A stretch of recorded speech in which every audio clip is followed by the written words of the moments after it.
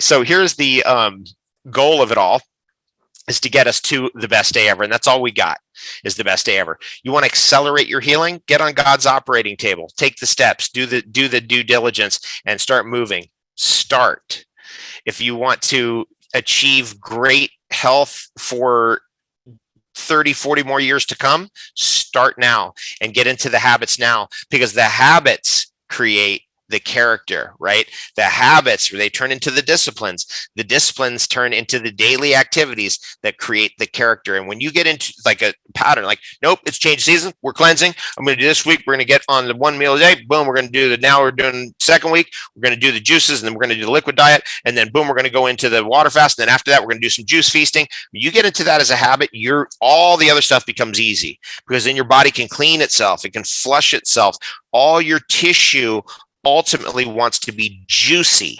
It wants to have the water, right? It wants to be flushed out. One of the great things about water fasting, one of my great loves about water fasting, is the amount of water that I'm drinking, which I never drink enough water. Neither do you.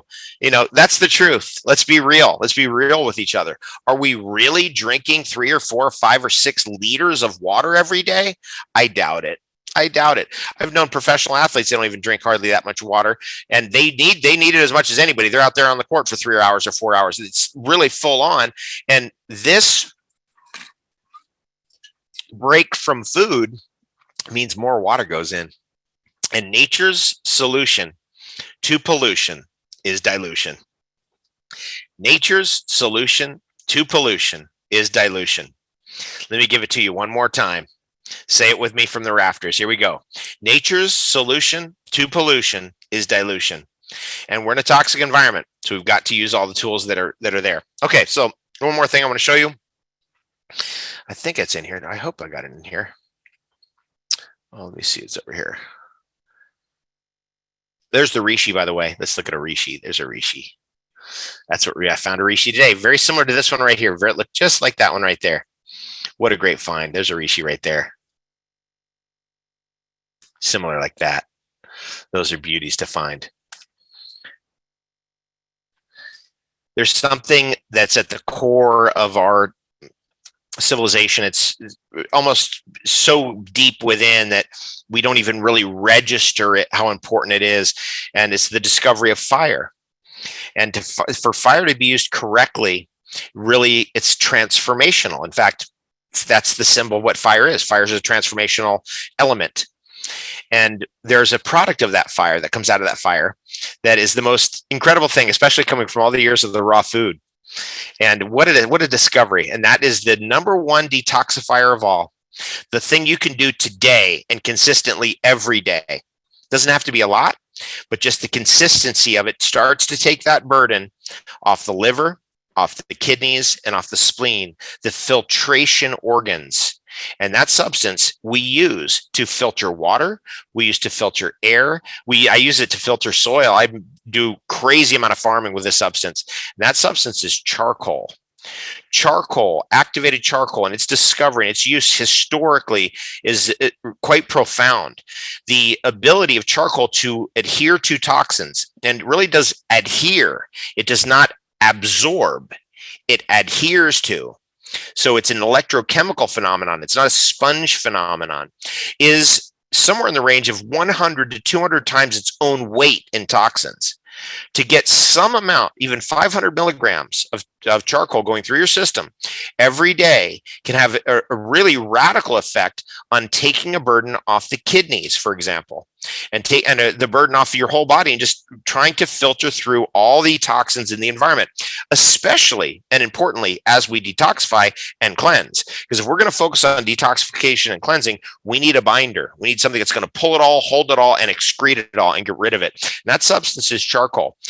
As I got into charcoal, by the way, I found out something very profound in animal research. Not that I'm into animal research. I love animals and I don't want to see them hurt or experimented on. But when animals are given this kind of a test, I'm like, that's kind of a cool life. What they were given is charcoal. So one group's given charcoal, the other is not. Is there a difference? Is there a difference in lifespan? Is there a difference in health? Well, almost categorically, animals given charcoal always exceed any other substance that you can ingest to extend life. Any other substance, including things like resveratrol and compounds that have been well known to activate like the sirtuin genetic markers that trigger off a youthening reaction. Charcoal is more effective than that. Is charcoal more effective in animal research than, for example, stem cells? The answer is yes, in extending life. Yes, that's true. Now, we've probably never seen a number higher than extension of life more than 20% with any kind of stem cell treatment of any creature in nature. And with normal healthy nutrition, we're talking about extending lifespan somewhere around 9 to 20%, 9 to 18%, somewhere in that range with healthy nutrition, which is a lot. What does that mean? What's 18% mean? Well, if you get to be 100, that's 118. 18% is 18 more dots on 18 more years that we add on. And I'd like that. I'm sure you would too. If you're going to make it to 80, let's get you to 100. Let's get the extra 20 years. 20 years is a lifetime. But with charcoal, we get numbers like 25%, 28%, 33% extension of life. Unmatched. It's unmatched. There isn't anything more. Find me something more. I'd love to see it. 40% increase in lifespan, 43% increase in lifespan, even with animals started late in life on the charcoal. And so what's that telling us? Well, it's telling us that this theory about detoxification and the toxicity accumulation hitting a certain threshold at a certain age, especially later in life, and that there's a run up to the toxic buildup and a run up to the toxic load that just basically hits at like 65, 67, 68, 70, 71, 73, somewhere in there. That can be lowered, that toxic load can be lowered, and life can be extended even in animals started late on charcoal, even in those started late. Now, that's a shocker. Now, what about this charcoal? No, it interferes, it takes up healthy nutrients, and it's going to absorb healthy nutrients. There's no evidence of that.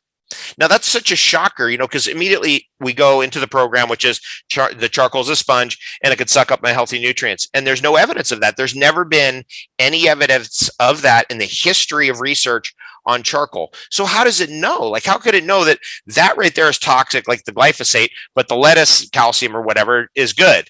And that's the electrochemical phenomenon of charcoal and the mystery of it.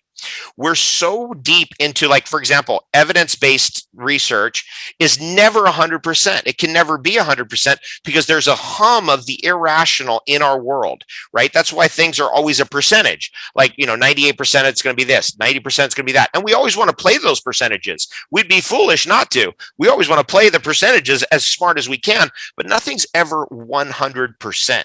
Right? That's an important thing to understand about the nature of our reality. And so this is where we get into this thing of like, there's a lot of mystery out there.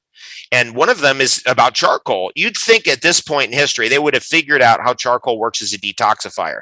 There's all kinds of theories. There's the pie stacking theory. There's the adherence theory. There's all kinds of there's the van der Waals forces theory. There's all kinds of theories. None of them are 100% correct.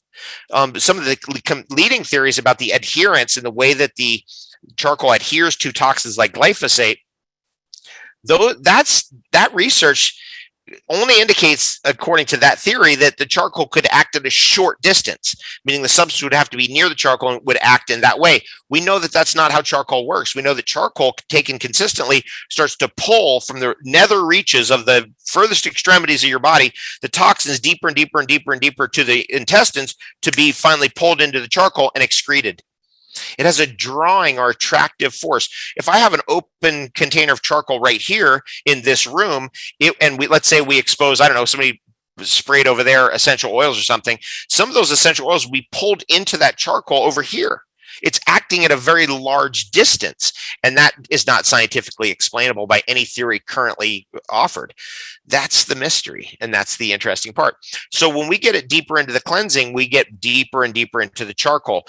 Is clay good? Should I use clay? Or what about zeolites? Okay, I like those things, but nothing like none of those things have the history of use of charcoal nor the efficacy. Charcoal almost adsorbs, by the way, with a D, not a B, D, different, almost every single toxin going in that we've ever heard of. I mean, you can't name a toxin or a drug that is not adsorbed by charcoal. In fact, it's such a big deal that in around 1963, there was a wonderful article was written by Holt called The Black Bottle. I think it was just called The Black Bottle. And that gained such traction in medical circles that charcoal in a slurry, in a drink, basically charcoal and water, became a thing that's always available in every emergency room all over the world.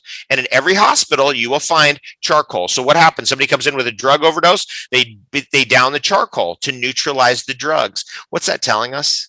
What does that tell us? In a toxic world, what's the best cure? It's always a detoxifier. It's not even nutritive. Charcoal is not nutritive. It is epigenetic, strangely, just like I was telling about the sirtuin gene sequence, which is on one of our chromosomes, which is activated for longevity. There are at least 3 sequences that are influenced epigenetically by charcoal, even though charcoal isn't even a nutrient. How's that happening?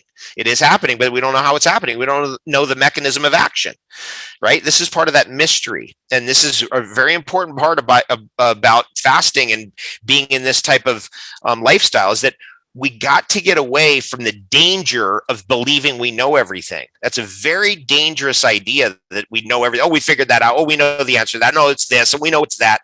That kind of stuff. That is very disturbing to our spirituality. It's very disturbing because we don't know anything. That's the reality. We don't know anything. Which is, well, if the probability is this is going to be good, that's all we know.